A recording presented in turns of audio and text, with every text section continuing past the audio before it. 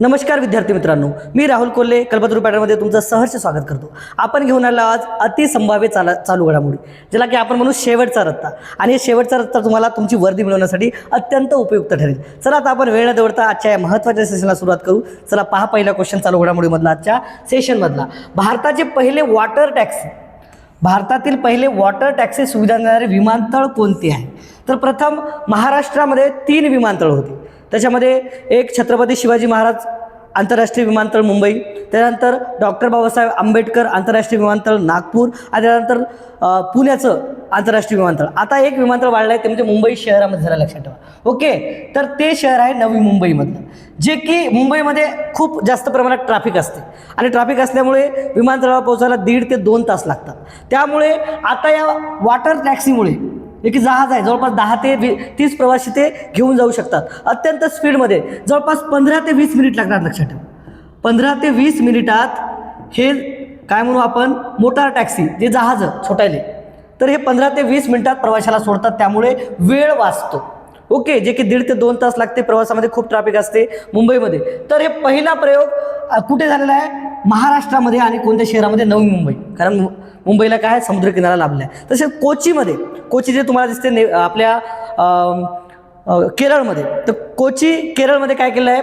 पहिला प्रयोग केला आहे. तर जे काय आपण म्हणतो मेट्रो टॅक्सी.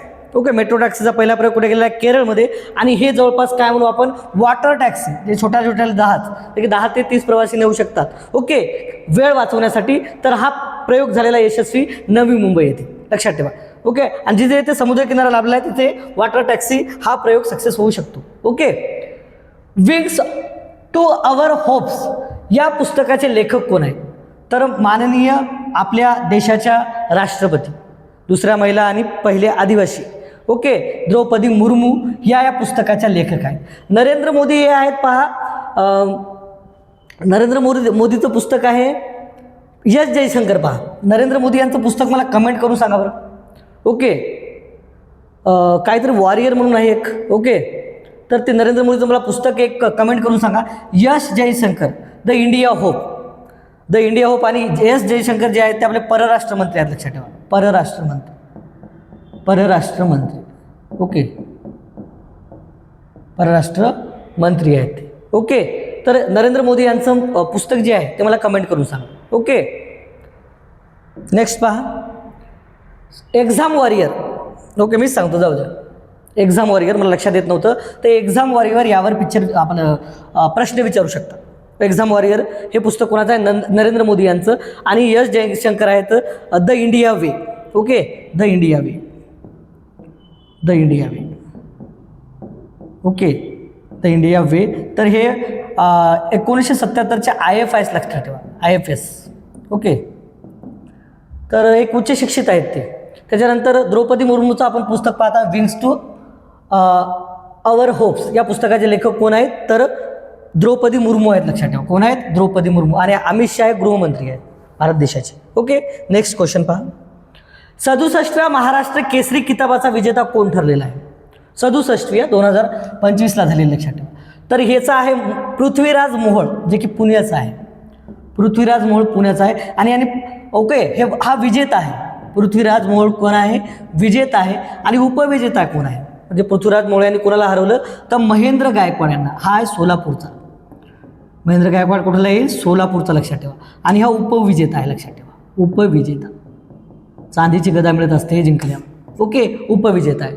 त्यानंतर शिवराज राक्षे 23 आणि 24चा विजेता आहे. शिवराज राक्षे हा 23 आणि 24चा विजेता आहे. 2023 आणि 2024चा विजेता आहे.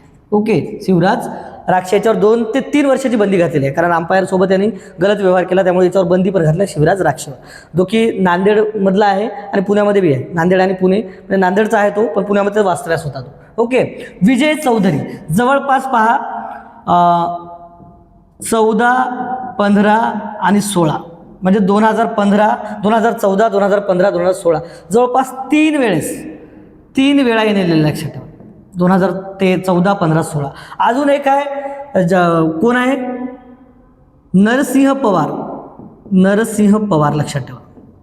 नरसिंह पवार या दोघांनी 3 वेळा नेला, लक्षात ठेवा. नरसिंह पवारने नेला आहे 2011, 2012 आणि 2013. सलग 3 वर्षे हे दोघं दिसतील तुम्हाला. ओके, नरसिंह पवार. ओके, विजय चौधरीनं पण 3 वेळा नेलेला आहे. ओके, आणि पृथ्वीराज मोहोळ यावेळेस जर म्हटलं आपण 67वा तर तो नेला आहे पृथ्वीराज मोहोळ. ओके, 2025चा. ओके, पहा नेक्स्ट क्वेश्चन. भारतातील पहिली हायड्रोजन ट्रेन. ओके, पर्यावरणपूरक म्हणून आपण याला पर्यावरण पोषक. ओके, जे की फक्त याच्यातून पाण्याचं बाष्पीभवन होऊ शकते, म्हणजे एकदम पर्यावरणासाठी एक चांगली आहे. Okay, hydrogen train. तर जवळपास हिचा प्रवास एका तासामध्ये 110 ते 120 किलोमीटर जाऊ शकते. हे लक्षात ठेवा, 110 ते 120 किलोमीटर, 110 ते 120 किलोमीटर. तर ती ही कोणत्या स्थानकादरम्यान जावलेली आहे, म्हणजे पहिली भारतातील ही जिंद ते सोनीपत, म्हणजे हे कुठं आहे, हरियाणामध्ये येते. लक्षात ठेवा, हरियाणामध्ये. आणि हिचा प्रवास जवळपास किती, 89 किलोमीटर आहे, त्या 89 किमी. ओके, पर्यावरण पोषक आहे. पुणे ते नाशिक नाही, पुणे ते ठाणे पहिली 16 एप्रिल 1853. हे GSचा प्रश्न आहे, याच्यावर प्रश्न बरेच वेळा विचारला आहे. 16 एप्रिल 1853 ही भारताची पहिली ट्रेन धावलेली आहे मुंबई ते ठाणे. ओके, आणि ही लॉर्ड डलहौसीच्या काळामध्ये धावलेली आहे, लक्षात ठेवा. ओके, नेक्स्ट क्वेश्चन पहा. माधव हा भारतातील 58वा व्याघ्र प्रकल्प. भारतामध्ये किती व्याघ्र प्रकल्प झाले आहेत? टोटल 58 व्याघ्र प्रकल्प झालेले आहेत. तर या प्रकल्प कोणत्या राज्यात स्थित आहे? 58वा झालेला नवीन. ओके, 2025चा. तर मध्य प्रदेश याच्यामध्ये. आणि मध्य प्रदेशमध्ये सर्वाधिक जास्त आहेत, 9 आहेत, 9. असा पण प्रश्न येऊ शकते की सर्वाधिक जास्त व्याघ्र प्रकल्प कोणत्या राज्यात स्थित आहेत? तर ते आहे मध्य प्रदेश. आणि 58वा जे झालेला आहे तो कुठे झाला आहे? मध्य प्रदेश. महाराष्ट्रामध्ये 6 आहेत, लक्षात ठेवा. महाराष्ट्रामध्ये 6 व्याघ्र प्रकल्प आहे, मध्य प्रदेश नंतर 2. कारण मध्य प्रदेशमध्ये सर्वाधिक वाघाची संख्या जवळपास 7080च्या वर आहे. ओके, त्याच्यानंतर कर्नाटक येते, कर्नाटकची बी बरीच संख्या 550च्या वर आहे. आणि त्यानंतर येते उत्तराखंड, आणि त्यानंतर महाराष्ट्र येते, जवळपास 444 वाघ आहेत. ओके, कुठं? महाराष्ट्रामध्ये. ओके, तर महाराष्ट्रामध्ये व्याघ्र प्रकल्प पहा, एक बोर आहे, सर्वाधिक लहान आहे. हा बोर व्याघ्र प्रकल्प आहे. बोर कुठला आहे? वर्ध्याचा. ओके, बोर कुठला आहे? वर्धा. त्यानंतर मेळघाट येते कुठला? अमरावतीचा. सर्वाधिक क्षेत्रफळाने मोठा अमरावती. आणि पहिला व्याघ्र प्रकल्प म्हणून आपण याला मेळघाटला पहिला व्याघ्र प्रकल्प. ओके, पहिला व्याघ्र प्रकल्प. ओके, जे की क्षेत्रफळाने सर्वाधिक मोठा आहे. ओके, सर्वाधिक मोठा मेळघाटच आहे, सर्वाधिक मोठा. ओके, सर्वाधिक मोठा म्हटलं तर कोण आहे? मेळघाट आहे, लक्षात ठेवा. ओके, त्यानंतर पहा कोण येते? मेळघाट आहे, पेंच आहे, त्याला पंडित जवाहरलाल नेहरू यांचं नाव आहे. पेंच व्याघ्र प्रकल्प. पेंच व्याघ्र प्रकल्प कुठेला आहे सर? तर हा आहे नागपूर इथं. ओके, नागपूर स्थित. टायगर कॅपिटल म्हटलं आहे नागपूरला. ओके, त्यानंतर पहा मेळघाट झालं, बोर झालं. तर महत्त्वाचा आहे आपला याचा ताडोबा. ओके, चंद्रपूरचा ताडोबा चंद्रपूर. ओके, चंद्रपूर. ओके, त्याच्यानंतर पहा सह्याद्री आहे, पश्चिम महाराष्ट्रामधला एकमेव म्हणू आपण याला. सह्याद्री सातारा, सांगली, ओके, कोल्हापूर आणि चंद्रपूर येथे स्थित आहे, 4 जिल्ह्यामध्ये. ओके, त्याच्यानंतर पहा कोणता आहे? आपला याला गोंदियाचा. ओके, कोणता आहे तो? नवेगाव. ओके, हा एक आहे, लक्षात ठेवा. तर महाराष्ट्रामध्ये जवळपास 6 व्याघ्र प्रकल्प आहे. याच्यातली मेळघाट जे दिसतो तुम्हाला अमरावतीतला, हा सर्वाधिक मोठा आणि पहिला व्याघ्र प्रकल्प आहे, लक्षात ठेवा. ताडोबा हे सर्वात जुनं आहे, लक्षात ठेवा. एक पहिले अभयारण्य होतं, सर्वाधिक जुनं अभयारण्य महाराष्ट्रातील आहे. ओके, सह्याद्री आहे, हे सातारा सांगली येते, पश्चिम महाराष्ट्रामध्ये. सातारा, सांगली. महत्त्वाचा जिल्हा आहे की ते कोल्हापूर याच्यामध्ये. ओके, कोल्हापूर. आणि महत्त्वाचं म्हणजे काय ते? रत्नागिरी. ओके, रत्नागिरी. पहा नेक्स्ट क्वेश्चन. तर हे आपल्याला विचारलं होतं 58वा व्याघ्र प्रकल्प, तर मध्य प्रदेशमध्ये आहे. ओके, सर्वाधिक व्याघ्र प्रकल्प मध्य प्रदेशमध्ये आहे. त्यानंतर महाराष्ट्रामध्ये सर्वाधिक वाघाची संख्या मध्य प्रदेशमध्ये, त्यानंतर कर्नाटक येते, त्यानंतर उत्तराखंड येते, आणि त्यानंतर महाराष्ट्र येते, आपल्या लक्षात ठेवा. ओके, नेक्स्ट क्वेश्चन पहा. 2025 हे वर्ष महाराष्ट्र शासन खालीलपैकी कोणते वर्ष म्हणून साजरे करत आहे? क्वांटम विज्ञान आणि तंत्रज्ञान वर्ष. हे वर्ष जे काय म्हणू आपण विज्ञानामध्ये प्रगती घडवून आणण्यासाठी विद्यार्थ्यांमध्ये वैज्ञानिक दृष्टिकोन घडवून आणण्यासाठी, बऱ्याच गोष्टीसाठी. ओके, तर हे महाराष्ट्र शासन हे वर्ष साजरं करत आहे, ते म्हणजे विज्ञान क्वांटम आहे, क्वांटम विज्ञान आणि तंत्रज्ञान वर्ष. ओके, विज्ञान आणि तंत्रज्ञान वर्ष हे महाराष्ट्र साजरा करत आहे. लक्षात ठेवा, 2025 हे वर्ष केलं. समजा पूर्णपणे सौर ऊर्जेवर चालणारा भारतातील पहिला जिल्हा कोणता? ओके, पहिला जिल्हा विचारला आपल्याला, दीव आहे. दादर, नगर हवेली आणि दीव दमण हे सध्या एकत्रीकरण झालं आहे 2020ला, 1920ला. ओके, तर त्याला दीव जो जिल्हा दिसते तुम्हाला या केंद्रशासित प्रदेश म्हटला, ओके, दादर, नगर हवेली आणि दीव दमण मधला, तर हा दीव जिल्हा आहे. 100% दररोज जे काही वीज ते जे वापरतात तर ते कशावर वापरतात? पहा, ऊर्जेवर वापरतात. 100% लक्षात ठेवा, 100%. याच्यात तुम्हाला सातारामध्ये मन्याची वाडी एक गाव दिसते, लक्षात ठेवा, मन्याची वाडी. तर या गावाने हे केलेलं आहे, 100% सौर ऊर्जेवर आधारलेलं गाव आहे मन्याची वाडी, जे सातारा जिल्ह्यामध्ये. लक्षात ठेवा, नागपूर वगैरे नाही आहे. इंदूर सर्वात स्वच्छ शहर आहे. ओके, छत्रपती शिवाजी महाराजांच्या महाराष्ट्रातील किती किल्ल्यांचा समावेश युनेस्कोमध्ये झाला आहे? तर युनेस्कोमध्ये महाराष्ट्रातील विचारला, महाराष्ट्रातील म्हणलं तर लक्षात ठेवा, कन्फ्यूज होसाल, 12ला टिक करसाल. पूर्णतः 12 आहेत. एक जंजी किल्ला आहे, पाल जंजी किल्ला आहे. हा जंजी किल्ला महाराष्ट्रातला नाही आहे. हा कुठला आहे सर? मग हा आहे तामिळनाडूमधला. कुठं मधला आहे? तामिळनाडू.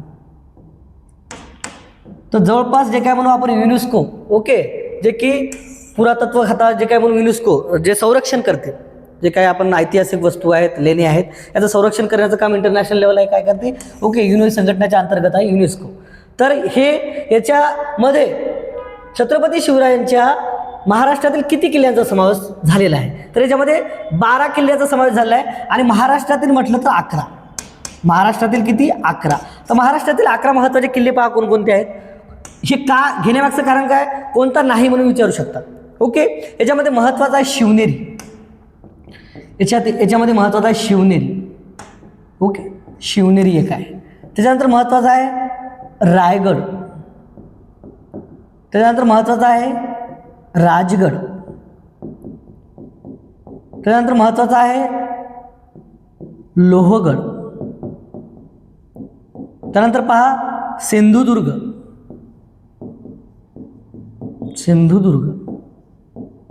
त्यानंतर आहे विजयदुर्ग.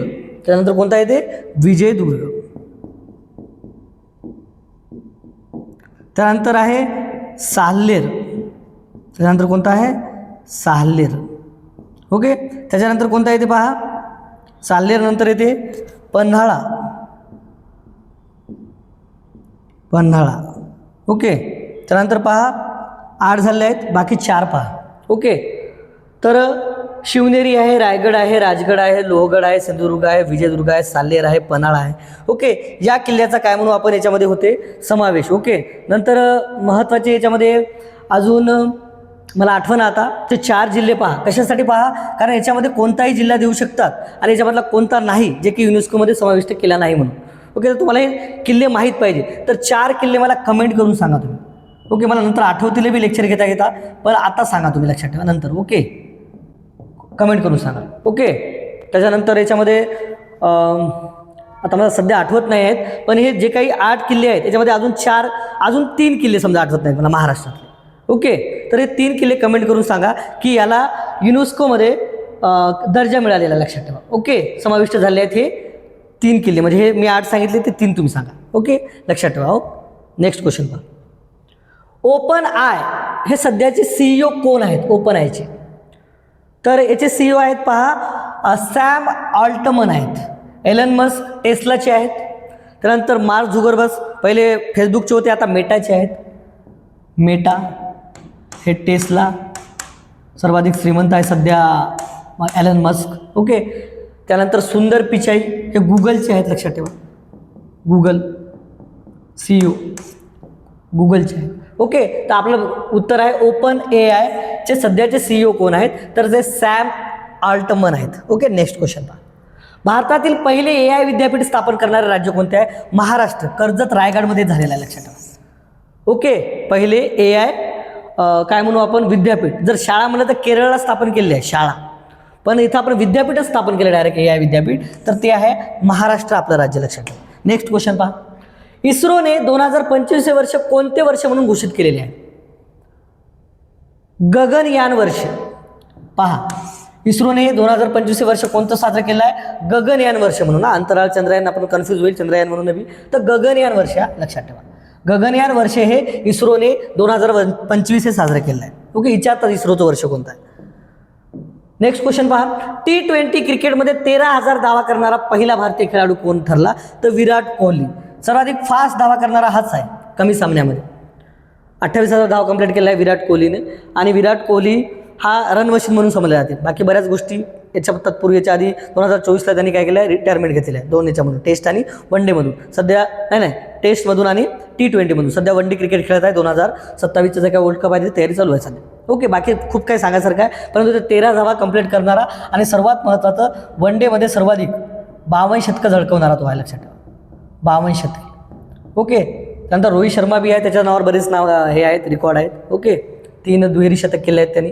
सूर्यकुमार सध्याचा कॅप्टन आहे आणि आपला वर्ल्ड कप नेलेला आहे त्यांनी. ओके, 2026चा. हार्दिक पांड्या याच्यावर बरेच T20मध्ये 6,000चा पल्ला त्याने गाठलेला आहे. 2027चा फिफा महिला फुटबॉल वर्ल्ड कप कोठे आयोजित केला जाणार आहे? ब्राझील. कुठे?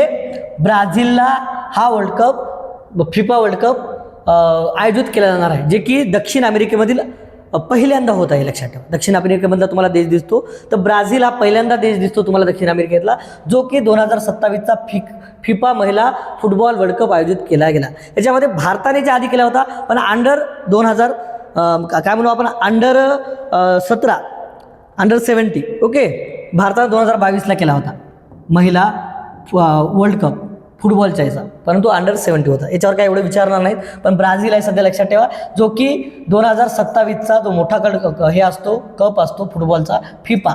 ओके, तो महिला कुठे होणार आहे? तर तो होणार आहे ब्राझीलला. यावर प्रश्न विचारू शकतात, लक्षात ठेवा. ओके, सो मॅक्झिमम तुम्ही कधीही पहा, फुटबॉल आणि क्रिकेटवर बरेच प्रश्न विचारतात. या दोन गेम्सवर लक्षात ठेवा, फुटबॉल आणि याच्यावर क्रिकेटवर. स्वतःचा उपग्रह प्रक्षेपित करणारे भारतातील पहिले राज्य कोणते ठरले आहे? आसाम. ओके, आसाम हे स्वतःचा, बरं लक्षात ठेवा, त्यांच्या अर्थ जे काही संकल्पमध्ये आहे त्याच्यामध्ये मांडणी केलेली आहे, लक्षात ठेवा. तर प्रक्षेपित करणारे भारतातील पहिले राज्य कोणते ठरले आहे? तर ते आसाम ठरले, लक्षात ठेवा. ओके, हिम्मत बिस्वा शर्मा त्याचे काय आहेत? मुख्यमंत्री आहेत. ICC महिला क्रिकेट समितीच्या अध्यक्षपदी कोणाची नियुक्ती करण्यात आली आहे? Catherine Campbell. ICC काय विचारलं आपल्याला? महिला क्रिकेटवरचे बरेच प्रश्न आहेत, तर ते कोणाची नियुक्ती करण्यात आली आहे?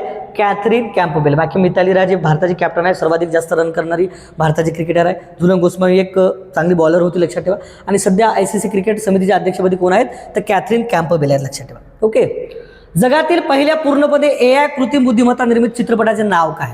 Love you. जवळपास 95 मिनिटाचा हा चित्रपट आहे. 95 मिनिटाचा म्हणजे 1.5 तासाचा पिक्चर आहे. ओके, तर लव्ह यू पिक्चर आहे, जो की पूर्णतः जगातील पहिला कृत्रिम बुद्धिमत्ता, ज्यालाच काय म्हणू आपण AI. ओके, जर तो आहे लव्ह यू. नेक्स्ट क्वेश्चन पहा, कोणता दिवस आयुर्वेदिक दिवस म्हणून साजरा केला जातो?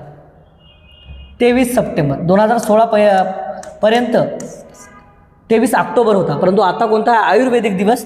तो आहे 23 सप्टेंबर. 5 जून पर्यावरण दिन, लक्षात नाही तुम्हाला बरेच हे तर सर्वात जणांना माहीत असेल पर्यावरण दिन. आणि 21 जून आंतरराष्ट्रीय योगा दिन. ओके, योग दिन. ओके, आंतरराष्ट्रीय योग दिन आहे 21 जून, आणि सर्वाधिक मोठा दिवस पण आहे 21 जून, लक्षात ठेवा. ओके, युनोमध्ये प्रस्ताव मांडला होता माननीय नरेंद्र मोदी यांनी, आणि 177 देशांनी त्याला पाठिंबा दर्शवला होता की 21 जून आपला काय राहील? आंतरराष्ट्रीय योग दिन राहील म्हणून. दहीहंडी मधील गोविंदांना विमा कवच म्हणून किती रुपये जाहीर केले? आता महाराष्ट्रामध्ये आहे, महाराष्ट्रामध्ये दहीहंडीमधील गोविंदांना विमा कवच म्हणून किती रुपये दिले? जर एखाद्या ज्याला काय म्हणू आपण, गोविंदाचा मृत्यू झाला, ओके, याच्यामध्ये, तर 10 लाख रुपये. ओके, 10 लाख रुपये.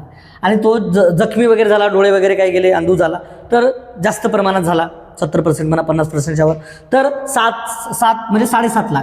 ओके, आणि 5 लाख जवळपास पाय मोडला, आंधळं झालं, आंधळं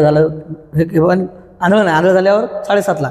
लुळं झालं पांगळं झालं तर 5 लाख रुपयेपर्यंत. ओके, असा विमा महाराष्ट्र सरकारने जाहीर केला. कशाबद्दल? दहीहंडी मधील ओके जे गोविंदा राहतात ते. ऑपरेशन सिंदूर या पुस्तकाचे लेखक कोण आहेत? माजी लष्कर अधिकारी आहे ते कवलजीत सिंह ढिल्लो, लक्षात ठेवा. आचार्य देवव्रत हे पहिले होते. आता विष्णू देववर्मा हे आता सध्या महाराष्ट्राचे आहेत. आचार्य देवव्रत हे नाही का गुजरातचे आहेत, राज्यपाल, गुजरात राज्यपाल. त्यांच्याकडे अतिरिक्त कारभार दिला होता महाराष्ट्राचा. तर विष्णुदेव वर्मा आता झालेले आहेत महाराष्ट्राचे. ओके, तर याचं उत्तर आहे ऑपरेशन सिंदूर. तर हे कोणी लिहिलं आहे? कवलजीत सिंह ढिल्लो हे माजी लष्कर अधिकारी आहेत, लक्षात ठेवा. ऑपरेशन सिंदूर हे पुस्तक त्यांनी लिहिलं आहे. महत्त्वाचे पुस्तक यावर लेक्चर घेईल मी, महत्त्वाच्या पुस्तकावर. बरेच त्याच्यावर एक किंवा 2 मार्क तुमचा फिक्स आहे त्याच्यावर. बाकी 1 ते 2 मार्क ज्या गोष्टीवर फिक्स आहेत, जे प्रश्न विचारतात त्यावर मी स्पेशली लेक्चर घेणार. महत्त्वाचे दिवस ओके, आंतरराष्ट्रीय असो किंवा राष्ट्रीय असो किंवा महाराष्ट्रामध्ये साजरे केले ते बऱ्याच गोष्टी आहेत ते घेणार मी. ओके, तर फक्त जुळून राहा तुम्ही कल्पतरू पॅटर्नसोबत. 1 मार्क फिक्स आहे त्याच्यामध्ये. EVMवर पहिल्यांदा रंगीत चित्र छापणारे राज्य कोणते आहे? बिहार आहे. बिहार, लक्षात ठेवा. रंगीत, जे की कृष्णदेवल होते पहिले, तर आता रंगीत चित्र आणणारं पहिलं राज्य आहे कोणतं? बिहार. कारण बिहारचं राजकारण खूप प्रसिद्ध आहे, लक्षात ठेवा. ओके, जे की आपल्याला नितीश कुमार दिसतात ते जवळपास 6 वेळापेक्षा जास्त मुख्यमंत्री झाले आहेत. नेक्स्ट क्वेश्चन पहा. पहिला खो खो विश्वचषक महिला संघ विजेता देश कोणता आहे? त्यामध्ये नितीश कुमारबद्दल सांगायचं म्हणजे त्यांनी सध्या राजीनामा दिलेला आहे मुख्यमंत्री पदाचा आणि ते राज्यसभेवर जाऊ इच्छित आहे. म्हणजे राज्यसभेवर ओके, तर एक आहे, एक अजून काही माहीत नाही पण हे मी वाचलेलं आहे, तरी पाहून घ्या त्याच्याबद्दल. ओके, त्याच्याबद्दल प्रश्न येऊ शकते, त्याचा लेट पेपर होईल पोलीस भरतीचा. तर पहिला खो खो विश्वचषक महिला संघ विजेता देश कोणता आहे? पहिला खो खो भारत राहील ना रे. पहिला खो खो दिल्लीमध्ये हे केलं होतं. जवळपास 20 देशाच्या वर जास्त देश होते आणि हरवलं कुठे इथं आपण म्हणजे उपविजेता कोणता राहिला आहे? तर नेपाळ राहिला, लक्षात ठेवा. उपविजेता तर कोण राहिला आहे? नेपाळ. ओके, नेपाळ राहिला आहे. तर पहिला खो खो विश्वचषक महिला संघ कोणी जिंकला? तर भारताने जिंकला, लक्षात ठेवा. 78-40 म्हणजे अशा बऱ्याच फरकाने त्यांना हरवला. भारतीय रिझर्व्ह बँकेचे सध्याचे गव्हर्नर कोण आहेत? सध्याचे गव्हर्नर पहा 26वे आहे ते संजय मल्होत्रा आहे, 2024 पासून आहेत. त्याच्या आधी 23वे रघुराजन होते, लक्षात ठेवा. 23वे रघुराजन होते. त्यानंतर 24वे उर्जित पटेल होते आणि 25वे शक्ती दास होते, लक्षात ठेवा. शक्तिकांत दास. ओके, तर 26वे सध्याचे कोण आहेत? संजय मल्होत्रा आहेत. जवळपास 1990च्या आपण काय म्हणू IAS आहेत ते. ओके, राजस्थान कॅडरचे IAS आहेत ते संजय मल्होत्रा. महत्त्वाचा क्वेश्चन आहे. ओके, IAS होते, IASच राहतात. नरेंद्र मोदी यांनी लाल किल्ल्यावर कितव्या वेळा झेंडा फडकवला? तर 12 वेळा, सध्या 12 वेळा, 2014 ते 2026 पर्यंत. या 15 ऑगस्ट 2025 पर्यंत. ओके, या 15 ऑगस्टला 12 वेळा. सर्वाधिक आहे पंडित जवाहरलाल नेहरू 17 वेळा. इंदिरा गांधी नंतर दिसतील श्रीमती इंदिरा गांधी दिसतील तुम्हाला 16 वेळा, 15 ते 16 वेळा. पहा एकदा चेक करा. ओके, आणि त्याच्यानंतर आपले दिसतील नरेंद्र मोदी हे दिसतील तुम्हाला किती वेळा? 12 वेळा. आणि मनमोहन सिंग हे सलग 10 वेळा 2004 ते 2014 पर्यंत राहिले होते. मनमोहन सिंह हे किती वेळा? 10 वेळा. ओके, तर नेहरू 17 वेळा, इंदिरा गांधी 16 वेळा, 16 ते 15 16 वेळा, नरेंद्र मोदी 12 वेळा. सध्या रेकॉर्ड तोडू शकतात ते. ओके, आणि मनमोहन सिंग ओके, जे की काँग्रेसचे सलग 10 वेळा राहिलेले. ओके, अर्थमंत्री पण राहिले होते, लक्षात ठेवा. मनमोहन सिंग. ओके, रिझर्व्ह बँकेचे गव्हर्नर पण राहिले आहेत मनमोहन सिंग. ओके, जगातील सर्वात उंच पुतळा स्टॅच्यू ऑफ युनिटी याचे मुख्य शिल्पकार. स्टॅच्यू ऑफ युनिटी कोणाचा आहे? सरदार वल्लभभाई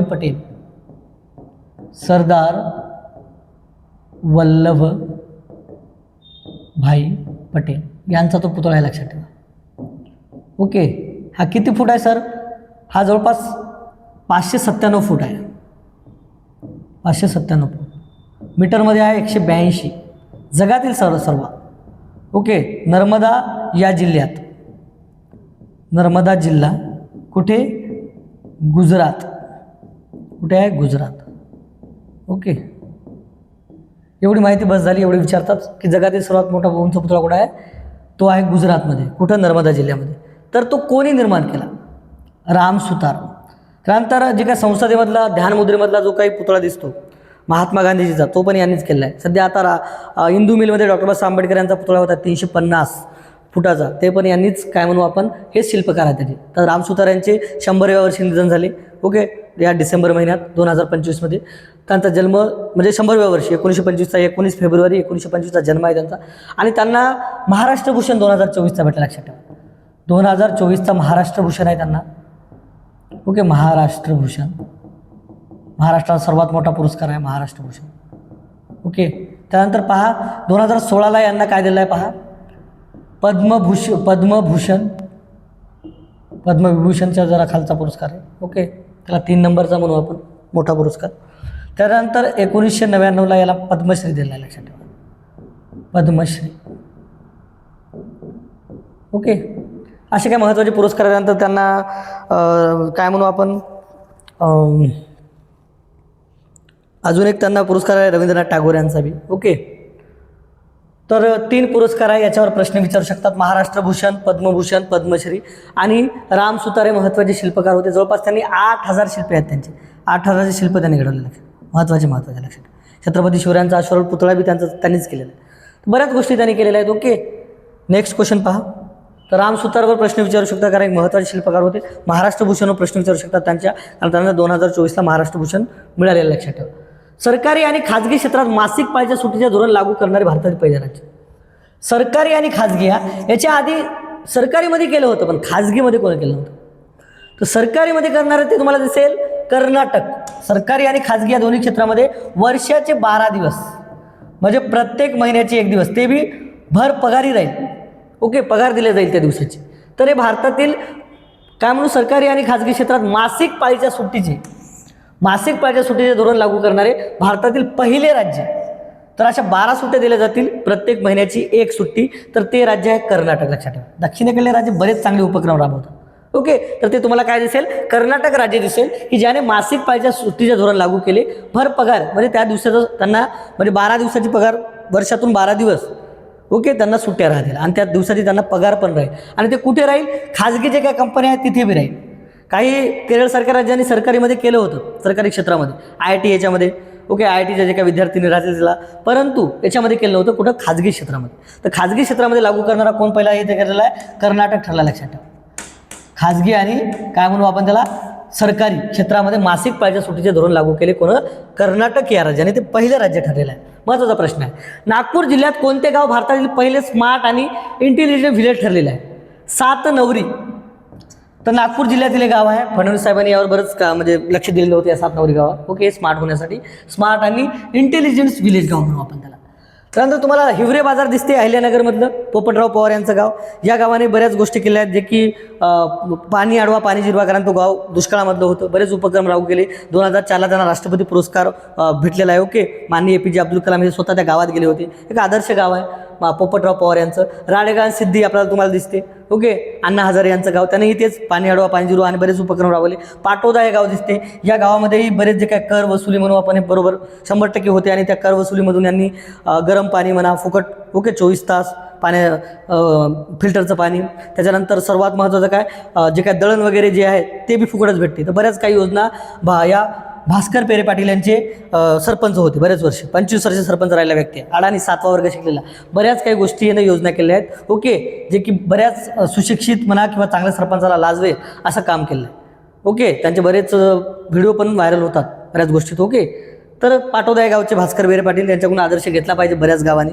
त्यानंतर तुम्हाला हिवरे बाजार पोपटराव पवार ते तसेच दिसतील, त्यांनीही केलेलं आहे. ओके, आणि सातनवरी दिसेल तुम्हाला, हे इंटेलिजंट व्हिलेज आहे गाव. राळेगण सिद्धी अण्णा हजारे काही सरपंच विरपंच नाही. ओके, विकास केला एक, त्याला काय म्हणू आपण, समाजसुधारक म्हणून. ओके, समाजसुधारक म्हणजे आता गेलेले आहेत, ते झोपले सध्या.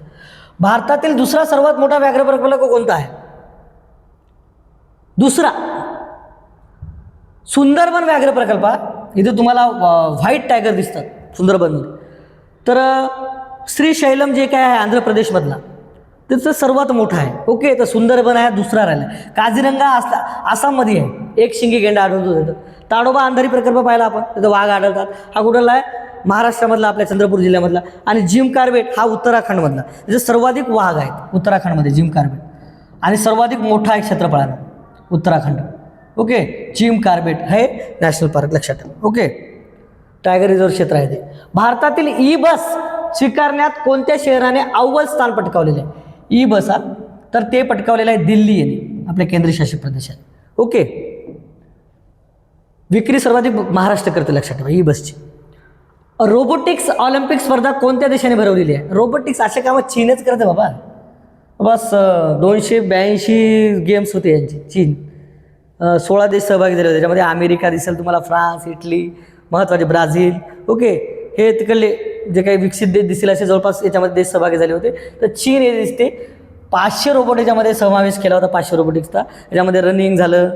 ओके. त्याच्यानंतर फुटबॉल असे काही महत्त्वाचे बॅडमिंटन असे काही गेम घेऊन आले होते. ते असे बरेच रोबोट खेळले लक्षात ठेवा. तर ही रोबोटिक्स स्पर्धा कोणी केली होती? कोणत्या देशाने भरून आली होती? चीनने. आता विकसित देश बरेच होते. ओके. 16 ते 17 देशामध्ये समावेश झाले होते. जगातील पहिली AI संचालित बँक कोणत्या देशाने सुरू केलेली आहे? AI संचालित तर ही आहे मलेशिया या देशाने केलेली. लक्षात कोणी केलेली आहे? AI संचालित बँक. ओके. त्याला RYT बँक म्हणून आपण तर कोणी केलेली आहे? मलेशिया. AI संचालित बँक कोणी केली सुरू आहे? मलेशिया. लक्षात ठेवा. ओके. पहा अजूनही चॅनलला सबस्क्राईब केलं असेल तर करून घ्या. नवीन नवीन तुमच्यासाठी आम्ही व्हिडिओ आणत आहोत आणि अशा तसे व्हिडिओ आणत नाही. तुमचा रिझल्ट हे व्हिडिओ पाहून येईल त्या पद्धतीने आपण हे व्हिडिओ आणत आहोत. महत्त्वाचे प्रश्न आणत आहोत. कोणतेही आणत नाही लक्षात ठेवा. हे बी तुम्ही ध्यानात घ्या. म्हणून आपले व्हिडिओ पहा. चॅनल जर व्हिडिओ आवडला तरच सबस्क्राईब करा आणि शेअर करा. ओके. UPIच्या डिजिटल पेमेंट वापरात कोणते राज्य देशात अव्वलस्थानी आहे? महाराष्ट्र आपल्या लक्षात ठेवा. फोनपे, गुगल पे. ओके. महाराष्ट्र UPIमध्ये सर्वाधिक डिजिटल पेमेंटमध्ये महाराष्ट्र आघाडीवर हे राज्य आहे सध्या लक्षात ठेवा. ओके. दक्षिणेला मागे पडला आपण दक्षिणेकडील राज्याला. आशियाई विशालकाय कासवांचे पहिले यशस्वी कृत्रिम प्रजनन. आशियाई विशालकाय कारण ही थोडी नामशेष होण्याच्या मार्गावर आहे. ओके. कमी प्रजाती राहिल्या याच्या, संख्या कमी राहिली आहे कासवांची, म्हणून याचं कृत्रिम प्रजनन घडून आणलं जातं. तर ते मणिपूर, इम्फाळ येथे. ओके. कृत्रिम आणि बऱ्याच असं म्हणजे आता संख्या वाढलेली आहे त्याची. कोणतं? आशियाई विशालकाय कासव. तर मणिपूर, इम्फाळमध्ये इथं प्रजनन घडून आणलं जाते कृत्रिम पद्धतीने लक्षात ठेवा. ओके. भारतीय मेट्रो रेल्वे जगातील स्तरावर कितव्या क्रमांकावर आहे? भारतीय मेट्रो जवळपास 11,000 किलोमीटरचा आपण पल्ला पार केलेला आहे आणि आपण दुसऱ्या पायदानावर जाऊ शकतो 28-29 मध्ये. कारण जवळपास 100-200 किलोमीटरच मागे आहोत आपण. ओके. आणि प्रस्तावित आपले बरेच मेट्रो प्रस्तावित पण आहेत. ओके. जे काही काम आहे ते. तर त्यामुळे आता सध्या आहे तिसऱ्या याच्यावर. सध्या कुठे आपण महाराष्ट्रात तिसऱ्या याच्यावर. पहिल्या याच्यावर आहे चीन. चीन सध्या लई दूर आहे. चीनला रेकॉर्ड तोडायला 3000च्या वर केलं आहे त्यांचं. नंतर आहे अमेरिका. नंतर आहे भारत आपला तिसऱ्या नंबरवर आणि नंतर येते जापान. ओके. नंतर येते जपान. लक्षात ठेवा. पहिला चीन, दुसरा अमेरिका, तिसरा भारत आणि चौथा जापान. सध्या जागतिक स्तरावर भारत मेट्रोमध्ये किती आहे? रेल्वेमध्ये तिसऱ्या पायदानावर आहे लक्षात ठेवा. ओके. हा प्रश्न विचारू शकतात. तिरुपती देवस्थान मंदिर देशातील पहिले AI मंदिर आहे. AI मंदिर पहिले AI मंदिर. AI वर प्रश्न तुम्हाला येणार म्हणजे येणार. एक तरी प्रश्न येणार, 1 किंवा 2 येतील. AI सध्या आहे. ओके. चलती आहे सध्या याची. तर पहिले AI मंदिर पहिले आपण विद्यापीठ पाहिलं महाराष्ट्रामध्ये. ओके. रायगडमध्ये, कर्जतमध्ये झालेलं. आता इथं AI मंदिर पाहिलं आपण. ओके. तर AI मंदिर आहे आंध्र प्रदेशमधलं. कोणतं? तिरुपती देवस्थान. हे पहिलं AI मंदिर आहे लक्षात ठेवा. तिरुपती मंदिर हे AI आहे. तर आपल्याला विचारलेला प्रश्न काय आहे? आंध्र प्रदेश. असं पण विचारू शकतात आंध्र प्रदेश राज्यातील कोणते AI मंदिर म्हणून ओळखले जाते? तर ते तिरुपती. कसाही प्रश्न तुम्हाला विचारला एका प्रश्नातून 2 प्रश्न होतात लक्षात ठेवा. AI मंदिर कोणतं? तिरुपती, जे की कुठं आहे? आंध्र प्रदेश या राज्यामध्ये लक्षात ठेवा. ओके. नेक्स्ट क्वेश्चन पहा. जगातील सर्वात वेगवान ट्रेनचा नमुना कोणत्या देशाने सादर केला? वेगवान. चीन. वेगवान जवळपास CR 450. जवळपास एका तासामध्ये ही रेल्वे 453 किलोमीटर धावते. असंच तिनं अजून एक 600 पण धावणारी केलेली आहे त्यांनी. ओके. 600 धावण्याचा 1000 म्हणजे एका तासामध्ये 1000 किलोमीटर धावणाऱ्या ट्रेनवर त्यांचा प्रोजेक्ट चालू आहे. चीनमध्ये भयंकर काम आहे लक्षात ठेवा. ओके. काय शोध लावाल, कशा लावाल? तर अशा शोध सरासरी चीनच लावली. जगातील सर्वाधिक वेगवान ट्रेन. एका किलोमीटरमध्ये विचार करा, एका तासामध्ये किती? 153 किलोमीटर. कमी झालं का हे? ओके. आणि 1000 काम चालू आहे त्यांचं. 1000 करायचं विशेष नाही. ओके. काही ट्रेन त्यांच्या डायरेक्ट पट्टीवर चालत नाही, हवेवर चालतात. जबरदस्त काम आहे. कोणाचं? चीनचं. पहिली महिला महाराष्ट्र केसरी कोण ठरलेली आहे? पहिली महिला प्रतीक्षा बागडी. प्रतीक्षा बागडी पहिली महिला महाराष्ट्र केसरी ठरलेली आहे. ओके, कोणती? प्रतीक्षा बागडी. ओके, त्यानंतर पहा अमृता पुजारी ही दुसरी ठरलेली, लक्षात ठेवा. अमृता पुजारी ही दुसरी ठरलेली, लक्षात ठेवा. दुसरी. ओके, अमृता पुजारी दुसरी ठरलेली आहे. आणि वैष्णवी पाटील तिलाच हरवलं प्रतीक्षा बागडीनं, म्हणजे ते उपविजेता आहे. वैष्णवी पाटील कोण दिसेल तुम्हाला? उपविजेता दिसेल. तर पहिली महाराष्ट्र केसरी कोण ठरलेली आहे? प्रतीक्षा बागडी. आणि दुसरी कोण ठरलेली आहे? तर दुसरी ठरलेली आहे ही कोण? अमृता पुजारी दुसरी, लक्षात ठेवा. नेक्स्ट क्वेश्चन पहा. संतोष ट्रॉफी ही स्पर्धा कोणत्या खेळाशी संबंधित आहे? संतोष ट्रॉफी. संतोष नाव दिसेल पण वाटेल तुम्हाला खो खो बिको आपला कबड्डी वाटेल संतोष नाव, पण फुटबॉल संबंधित, लक्षात ठेवा. 1991 पासून 1941 पासून सुरू झाले, लक्षात ठेवा. सर्वाधिक जे काही म्हणू आपण याचे ट्रॉफ्या जिंकलेले आहेत ते म्हणजे पश्चिम बंगाल. 39 वेळा पश्चिम बंगाल. ओके, पश्चिम बंगाल 39 वेळा. आणि 2025चं जे आहे कोणी जिंकलं? यांनी जिंकलं पश्चिम बंगाल. कोण जिंकले? पश्चिम बंगाल, लक्षात ठेवा. ओके, कोण जिंकलं? पश्चिम बंगाल. काय आहे? संतोष ट्रॉफी कोणत्या खेळाशी संबंधित विचारला आपल्याला, तर कोणत्या खेळाशी संबंधित आहे? फुटबॉल या खेळाशी संबंधित आहे. खूप वर्ष झाले चालू आहे, लक्षात ठेवा. मुंबई उच्च न्यायालयाचे मुख्य न्यायाधीश श्री चंद्रशेखर हे कितवे मुख्य न्यायाधीश आहेत? श्री चंद्रशेखर आहेत 49वे न्यायाधीश. कितवे न्यायाधीश आहेत मुंबईचे? सध्याच्या स्थितीत ते कोण आहेत? श्री चंद्रशेखर आहेत, लक्षात ठेवा. यावर प्रश्न विचारतात. ओके, कितवे आहेत? 49वे आहेत. नेक्स्ट क्वेश्चन पहा. श्री चंद्रशेखर सध्या मुंबई उच्च न्यायालयाचे मुख्य न्यायाधीश आहेत. ओके, 49 आहे. ऑगस्ट 2025मध्ये कोल्हापूर येथे स्थापन झालेला नवीन सर्किट पहा. खंडपीठ एक नवीन झालं निर्माण 2025मध्ये. 18 ऑगस्ट 2025 पासून सुरू झाले. 2025 17 ऑगस्टला याचं उद्घाटन झालं, लक्षात ठेवा. उद्घाटन कोणी केले सर? ओके, भूषण गवई, भारताचे सरन्यायाधीश न्यायमूर्ती भूषण गवई.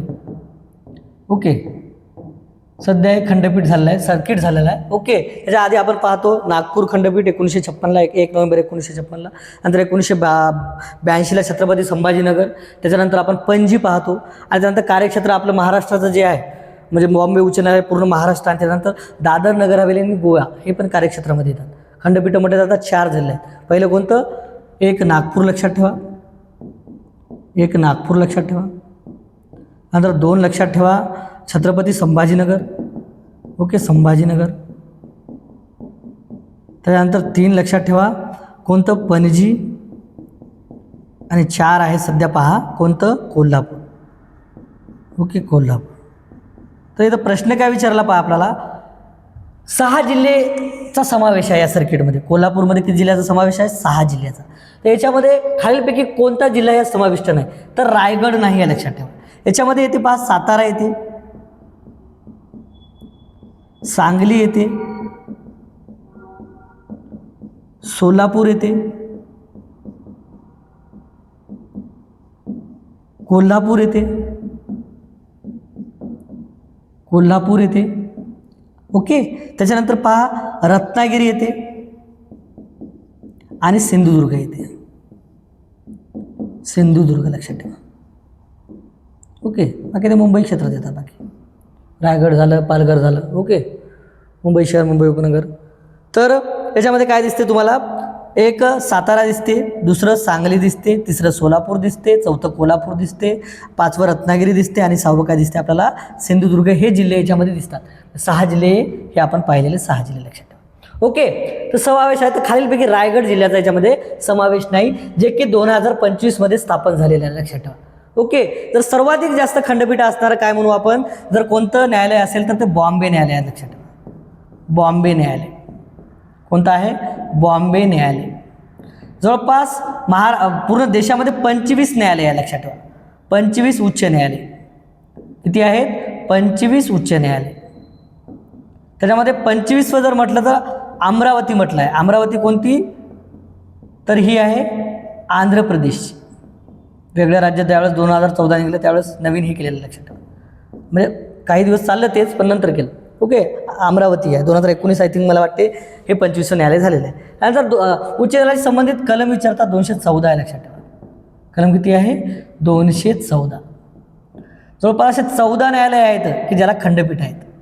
14 न्यायालय असे आहेत, 14 न्यायालये असे आहेत ज्यांना खंडपीठे आहेत.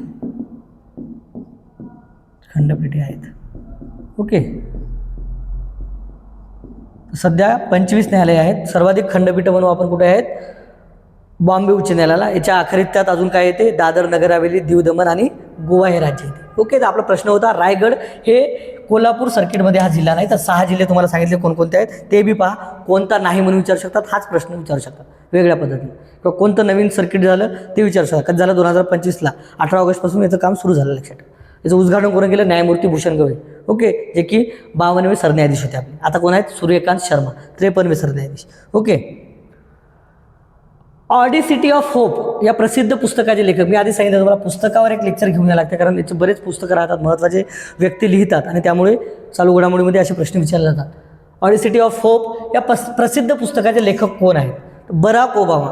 हे खूप जुनं पुस्तक आहे, 2007 मधलं आहे. दुसरं पुस्तक आहे त्यांच्या राजकीय कारकिर्दीबद्दल त्यांनी लिहिलेलं आहे आणि अमेरिकेच्या राजकारणावर याच्यावर त्यांनी प्रकाश टाकलेला आहे. तर बराक ओबामा निग्रो जे काय म्हणू आपण, कृष्णवर्णीय, त्यातले राष्ट्राध्यक्ष राहिले आहे. लक्षात. ओके, जो बायडनच्या आधी.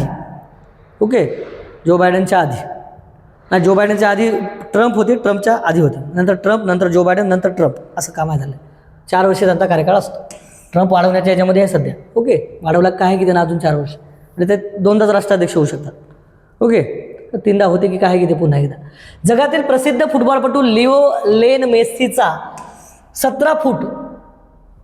ओके, आपला कोण आहे? आपला फुटबॉलपटूचं नाव सर हे करून पाठवा बरं मला. शास्त्री मिस्त्री कोण आहे आपला? मला नाव आठवून द्यायचं आता. पहा, भारत देश आपला अजब गर्व आहे, म्हणजे काय सांगावं काय समजत नाही. 70 फूट उंचीचा जे काय अर्जेंटिनाचा फुटबॉलपटू आहे, 2022चं जे ऑलिम्पिक नेलेलं होते त्याच्या कार्यकाळात, बराच भारी खेळाडू आहे. याचा उंच पुतळा केला भारतामध्ये, कोलकात्यामध्ये, ममता बॅनर्जी. शाहरुख खान पण त्या कार्यक्रमाला उपस्थित होता. कोलकात्यामध्ये केलं, लक्षात ठेवा. 70 फूट उंचीचा. आणि आपला फुटबॉलपटू काहीच नाही. ओके, तर नाव आठवणं मला आता. काय नाव आहे त्याचं? कमेंट करून सांगा त्याचं नाव काय आहे ते. ओके, मला बी आठवणार. ओके, आठवायचं पाहिजे असं महत्त्वाचा एकच खेळाडू आहे आपला जो की जास्त गोल केलेला आहे तो. ओके, फुटबॉलमध्ये. नेक्स्ट क्वेश्चन पहा. इथं उत्तर आहे कोलकातामध्ये. कोणाचा? लिओनेल मेस्सीचा 70 फूट उंचीचा पुतळा. ओके, कोलकातामध्ये उभारलेला, लक्षात ठेवा. ओके, डोह, सोन्याचा पिंपळ आणि कोरडी भिक्षा हे गाजलेले ललित साहित्य कोणाचे आहे? डोह, सोन्याचा पिंपळ आणि कोरडी भिक्षा हे गाजलेले ललित साहित्य हे कोणाचे आहेत? श्रीनिवास विनायक कुलकर्णी. विनायक कुलकर्णी. ओके, लक्षात ठेवा. विदा करंदीकर त्यांना पुरस्कार मिळालेला आहे. 4थे विश्व मराठी साहित्य संमेलन 2026 कोणत्या शहरात आयोजित करण्यात आलेले आहे? तर ते आहे नाशिकमध्ये. लक्षात ठेवा. 4थे विश्व मराठी संमेलन. ओके, जे की 27 फेब्रुवारी ते 1 मार्चपर्यंत हे चाललेलं आहे नाशिकमध्ये. ओके, लेटेस्ट घडामोडी आहे. पंतप्रधान नरेंद्र मोदी यांना स्पीकर ऑफ द काय म्हणू आपण, सेनेट, जे की त्यांच्या संसदेला म्हटल्या जाते. कोणाच्या संसदेला? कोणता देश आहे? इस्रायल देश आहे. लक्षात ठेवा. इस्रायल देश त्यांच्या संसदेला म्हटल्या जाते. इस्रायल देशाच्या पंतप्रधान नरेंद्र मोदी यांना स्पीकर ऑफ द कॅन्सेट मेडल देऊन कोणत्या देशाच्या संसदेने सन्मानित केले? प्रश्नामध्ये इस्रायल. लक्षात ठेवा. मला इथंच पाहू लागलो, प्रश्नच आपल्याला देशावर विचारला आणि पहिला पुरस्कार मिळालेला आहे, पहिला, आणि ते बी कोणाला दिला? आपल्याच पंतप्रधानाला. ओके, जी सुरुवात केली आणि पहिलाच त्यांनी कोणाला दिला? माननीय भारताचे पंतप्रधान नरेंद्र मोदी यांना. ओके, स्पीकर ऑफ द काय म्हणू आपण, कॅन्सेट पुरस्कार म्हणजे मेडल पुरस्कार कोणाला दिला? तर हा पुरस्कार दिला आहे नरेंद्र मोदी यांना. ओके, कोण? इस्रायल या देशाने. ओके, जसं सध्या इस्रायल, इराण, अमेरिका युद्ध चालू आहे, त्या पार्श्वभूमीवर हा प्रश्न येऊ शकते. लक्षात ठेवा. ओके, सर्वोच्च पुरस्कार त्यांचा पहिल्यांदा सुरू केला आणि पहिल्यांदा दिला आपल्या पंतप्रधान यांना. BBC Indian sport woman of the year पुरस्कार कोणाला दिला? स्मृती मंथना. स्मृती मंधाना, जे की अजून स्मृती मंधानावर प्रश्न विचारू शकतात की त्यानं 2दा IPLचं सीझन दिलं आहे, जे की बँगलोरची काय म्हणू आपण ती कर्णधार आहे, लक्षात ठेवा. आणि सर्वाधिक फास्ट धावा वनडेमध्ये फास्ट धावा नाही, फास्ट धावा बी केल्या तिने, लक्षात ठेवा. वनडेमध्ये तिने 50 चेंडूमध्ये 100 धावा केल्या. जिनं विराट कोहलीचं रेकॉर्ड ठेवलं, विराट कोहलीच्या नावावर होते 52 चेंडूमध्ये 100 धावा. ओके, AB डिव्हिलियर्स आहे तसं तर 36 काय 35 चेंडूमध्ये पहा एकदा. पण आपल्या भारतातलं म्हणलं तर हे विराट कोहलीचं रेकॉर्ड तिनं मोडलं, म्हणजे पहिली स्त्री झाली ती, जे की पुरुष आणि महिला क्रिकेटमध्ये सर्वाधिक 50 चेंडूमध्ये शतक केलं तिनं, 100 धावा. ओके, 100 धावा केल्या. तर ती आहे स्मृती मंधाना, लक्षात ठेवा. तिने धावा बी कंप्लीट करणारी दुसरी महिला आहे. ओके, 10,000 धावा करणारी. बऱ्याच गोष्टी आहेत तिच्या नावावर. ओके, स्मृती मंधाना याच्यावर. सर्वाधिक महागडी खेळाडू आहे 2023च्या IPLमधली, ती 3.5 कोटीमध्ये गेली होती. प्रीती पाल ही तुम्हाला दिसते BBC Indian sport woman para sport woman दिसते, म्हणजे ती थोडी हे आहे, हँडिकॅप म्हणू आपण त्याला. तर ती प्रीती पाल आहे. अवनी लेखरालाही ते पुरस्कार भेटला आहे, पण ती पॅरा याच्यामध्ये भेटलेला आहे. Okay, para sport woman BBC इंडियनचा अवनी लेखराला भेटलेला आहे आणि प्रीती पालला पण भेटलेला आहे. पण इथं काय आहे, BBC Indian sport woman of the year 2025चा तर कोणाला भेटलेला आहे ते स्मृती मंधाना. बाकी प्रीती पाल यांना पॅरामध्ये भेटलेला आहे, अवनी लेखरा यांना पॅरा स्पोर्ट वुमन म्हणून भेटलेला आहे. ओके, आणि हरमनप्रीत कौर जे की आता वर्ल्ड कप नेला आहे आपण. ओके, तर ती कॅप्टन आहे महिला क्रिकेट टीमची, हरमनप्रीत कौर, लक्षात ठेवा. तिच्या नावावर बरेच रेकॉर्ड आहेत. 2027 मध्ये होणाऱ्या एकदिवसीय क्रिकेट वर्ल्ड कपचे आयोजन कोणते देश करणार आहे 2027 मध्ये? ओके, तर ते आहे दक्षिण आफ्रिका, झिम्बाब्वे आणि नामिबिया. आता यावेळेस कोणी केलं होतं? भारत आणि श्रीलंका यांनी केलं होतं. 2000 काय म्हणू आपण 26च्या T20चं. तर हे आहे एक दिवसीय क्रिकेट वर्ल्ड कपचं 27च्या. तर हे आहे दक्षिण आफ्रिका, झिम्बाब्वे आणि नामिबिया. याच्या आधी 2003ला केलेला आहे यांनी, लक्षात ठेवा. 2003ला कोण यांनी? दक्षिण आफ्रिका, झिम्बाब्वे आणि नामिबिया. 2015ला ऑस्ट्रेलिया आणि न्यूझीलंडने केलेला आहे. इंग्लंडने केलेला आहे. भारत आणि श्रीलंकाने याच्या आधीही केलेला आहे आणि यावेळेस ते केलेलं आहे. बांगलादेश नव्हता, बांगलादेश बाहेर होता यावेळेस. ओके, बांगलादेश खेळलाच नाही वर्ल्ड कप. तर 2027मध्ये कुठे होणार आहे? दक्षिण आफ्रिका, झिम्बाब्वे आणि नामिबिया. हे दक्षिण आफ्रिकेमध्ये, ओके, आफ्रिका खंडातील तुम्हाला हे देश दिसतील. महाराष्ट्रातील पहिली मुस्लिम महिला IAS जे की यवतमाळची आहे, आदिबा आनम. खूप गरीब परिस्थितीमधून पहिली मुस्लिम IAS होण्याचा मान मिळवला, जे की तिचे वडील ऑटो रिक्षा चालक होते. जी की पहिली मुस्लिम महिला IAS आहे, जी की यवतमाळ जिल्ह्यामधली आहे, लक्षात ठेवा. जिथं यवतमाळमध्ये शिक्षण झालं. ओके, यवतमाळमधली ही तुम्हाला कोण दिसेल? मुस्लिम IAS महिला दिसेल. ओके, अत्यंत गरीब परिस्थितीतून पहिली मुस्लिम महिला झाली, लक्षात ठेवा. भंडारदरा धरणाच्या जलाशयाचे नाव काय ठेवण्यात आलेले आहे? आद्य क्रांतिकारक राघोजी भांगरे जलाशय. कुठले? भंडारदरा जलाशय. ओके, छत्रपती शिवाजी महाराज जलाशय. कोयना धरणाचं तुम्हाला दिसते, कोयना सातारामधलं. ओके, कोयना जलाशय.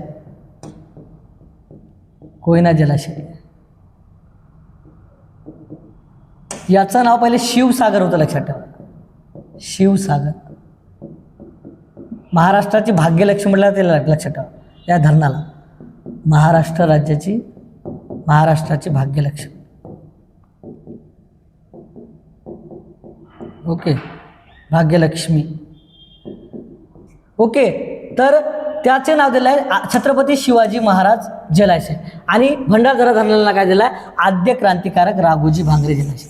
तर हे नावं बदललेले आपल्याला पेपरला प्रश्न विचारू शकतात. ओके, एक तर तुम्हाला हे विचारतील कोयना धरणाचं नाव काय केलं आहे आता, तर त्याचं छत्रपती शिवाजी महाराज, जे पहिले शिवसागर होते, शिवसागरचं छत्रपती शिवाजी महाराज केले. आणि भंडारदरा जर धरण दिसते तुम्हाला, तर त्याचे कोण केलं? आद्य क्रांतिकारक राघोजी भांगरे केलं, लक्षात ठेवा. ओके, नेक्स्ट क्वेश्चन पहा. 8व्या वेतन आयोगाचे अध्यक्ष म्हणून कोणाची नियुक्ती करण्यात आली? 8वा वेतन आयोग लागू करणारं पहिलं राज्य राहिलं आसाम. 7 लाख नोकरदाराला मदत केली आहे त्यांनी. याच्यावर आतून कार्यक्रम चालू आहे महाराष्ट्रामध्ये, याच्यामध्ये बाकी राज्यामध्ये, पण पहिलं राज्य आहे आसाम. ओके, 8व्या वेतन आयोगाचे अध्यक्ष म्हणून कोणाची नियुक्ती करण्यात आलेली आहे? तर ती नियुक्ती करण्यात आलेली आहे रंजना प्रकाश देसाई यांची. ओके, रंजना प्रकाश देसाई यांची 8व्या वेतन आयोगाचे अध्यक्ष म्हणून नियुक्ती करण्यात आलेली आहे. ओके, तर पहा आपण बरेच महत्त्वाचे क्वेश्चन घेतले आणि यामधूनच तुम्हाला चालू घडामोडीमधून प्रश्न विचारतात. एकदम डीपमध्ये जायची गोष्ट नाही. जे काही आंतरराष्ट्रीय घडामोडी आहे, जे काही राज्यामधल्या महाराष्ट्रामधल्या घडामोडी आहे आणि जे काही भारतातल्या घडामोडी आहे, हेच आपण महत्त्वाचे जे प्रश्न विचारतात ही पुस्तक किंवा बराच अभ्यास करून हे आम्ही पाहत आहोत की अशा पद्धतीनं प्रश्न नेहमी दरवर्षी की या पद्धतीनं चालू घडामोडी विचारतात. ओके, त्यामध्ये पुरस्कार आहेत, त्यामध्ये निधन वार्ता आहेत, स्पोर्टबद्दल आहे. ओके, महत्त्वाचे व्यक्ती आहेत, महत्त्वाचे पुस्तकं आहेत. ओके, महत्त्वाचे दिवस आहेत. तर हे तुमच्यासाठी आम्ही घेऊन येत आहोत. बाकी एक पोलीस भरतीवर पोलिसावर जे काही आधारित प्रश्न आहे त्यावर एक मी विशेष लेक्चर घेऊन येणार आहोत आणि महत्त्वाचे पुस्तकं म्हणजे 1 ते 2 मार्क तुमचा ज्याचं फिक्स होते ते मी लेक्चर यानंतर ती सिरीज सुरू करणार आहोत. जुळून राहा कल्पतरूसोबत. व्हिडिओ कसा वाटला कमेंट करा. धन्यवाद. विद्यार्थी मित्रांनो, कल्पतरू पॅटर्न मार्फत आपण या ठिकाणी पोलीस भरती विशेष लेक्चर सीरीज या ठिकाणी चालू केलेली आहे. तरी सुद्धा आता बऱ्याचशा परीक्षा या ठिकाणी होऊ घातलेल्या आहेत. त्यामध्ये जर पाहिलं तर TET जी आहे शिक्षक भरती संबंधित शिक्षक पात्रता परीक्षा, त्या TETचे लेक्चर सुद्धा आपण या ठिकाणी अरेंज करत आहोत. जर तुम्हाला या ठिकाणी रिक्वायरमेंट असेल की कल्पतरू पॅटर्न अकॅडमीने तुमच्यासाठी TETचे लेक्चर या ठिकाणी अरेंज करावे तर ते सुद्धा आम्हाला कमेंट करून सांगा. सोबतच शालेय स्तरावरची जी आता 4थी आणि 7व्या वर्गाची जी स्कॉलरशिप होणार आहे याचे सुद्धा या ठिकाणी विशेष लेक्चर आपण या ठिकाणी आयोजित केलेले आहेत. तरी सुद्धा जर अजून तुम्हाला या ठिकाणी वेगवेगळ्या कोणकोणत्या स्पर्धा परीक्षा आहे की ज्यांची तुम्हाला डिमांड आहे तुम्ही आम्हाला या ठिकाणी कमेंटमध्ये कळवा. निश्चितच आपल्या कल्पतरू पॅटर्नची जी टीम आहे तुमच्यासाठी या सर्व लेक्चर सिरीजचं या ठिकाणी आयोजन करेल. कारण कल्पतरू पॅटर्नची जी टीम आहे अत्यंत मेहनत घेत आहे. कारण जे नॉलेज आणि जे ज्ञान आहे जे ग्रामीण भागातला जो विद्यार्थी आहे, मोबाईल आता प्रत्येकापाशी आहे पण बरेच विद्यार्थी आहेत ज्यांना दिवसभराचे स्वतःचे कामं असतात, जबाबदाऱ्या असतात, ते पार पाडत असताना सुद्धा या ठिकाणी शिक्षण घेण्याची ज्यांना हौस आहे अशा विद्यार्थ्यांसाठी जे ग्रामीण भागातला सामान्य घरचा विद्यार्थी आहे त्याला सुद्धा या ठिकाणी चांगल्या प्रकारचं एज्युकेशन पाहिजे, नॉलेज पाहिजे आणि त्याला सुद्धा या ठिकाणी स्पर्धा परीक्षेच्या माध्यमातून एक चांगल्या जबाबदार व्यक्तिमत्व आणि एक सरकारी नोकरी किंवा या ठिकाणी विविध ज्ञानात्मक भर पाडण्यासाठी आम्ही या ठिकाणी प्रयत्न करत आहोत. तरी सुद्धा जर तुम्हाला आमचे व्हिडिओ लेक्चर आवडत असेल, तुम्हाला या ठिकाणी आमची जी शिकवणीची पद्धत आहे ती तुम्हाला या ठिकाणी समजत असेल, निश्चितच आमचे व्हिडिओला तुम्ही लाईक करा, शेअर करा, सबस्क्राईब करा, जेणेकरून आमची जी टीम या ठिकाणी मेहनत घेत आहे तुम्ही बघू शकता. पूर्ण लेक्चर सिरीज ज्या प्रकारे आमच्या शिक्षक या ठिकाणी घेत आहे. फक्त या ठिकाणी जो मराठी माणूस म्हणून आम्ही या ठिकाणी जी मेहनत घेत आहोत, मला असं वाटते की आपण या ठिकाणी मराठी माणूस म्हणून आमच्या या पूर्ण टीमला या ठिकाणी सहकार्य करायला पाहिजे. धन्यवाद. जय हिंद, जय महाराष्ट्र.